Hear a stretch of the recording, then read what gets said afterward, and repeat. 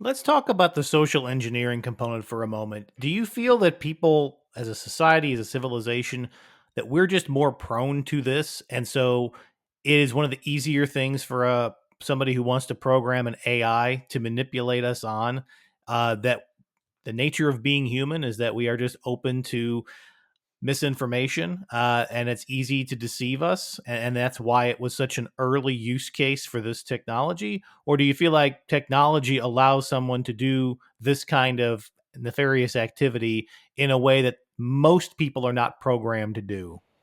Well, we're talking about technology, and in fact, the problem that it originates from the expansion of technology in the last 15 years. We would not have such a big issue about artificial intelligence driven propaganda if it were not for social media and the fact that large segments of the population, especially the young, but not only by far, seem to take their news and learn them not from traditional media like print newspapers or television or radio or even your podcast, but through our social media. This is where artificial intelligence propaganda can work. It seems to have already been used, but as we said, the current models are simply not good enough. And this, of course, can lead to widespread disinformation.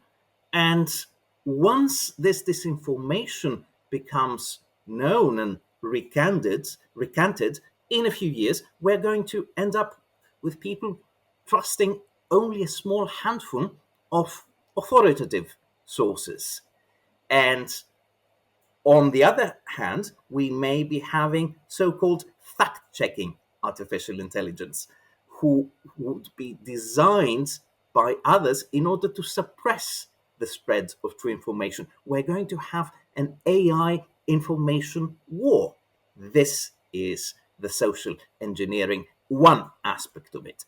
Another one is that governments might actually pursue surveillance, not necessarily in order to become evil authoritarian governments at 1984 style, but in order perhaps to keep artificial intelligence in the hands of a trusted minority. This is where the dangers from people like me, from us, who are trying to warn society about possible risk from artificial intelligence, we are actually creating a risk, and I am one of the first who would be happy to admit it. Well, I wouldn't say happy, but who would admit it, in the sense that by keeping on saying artificial intelligence is dangerous, don't trust it, it can be misused, we may prod governments to essentially increase surveillance to see who is using artificial intelligence, what is it being used for,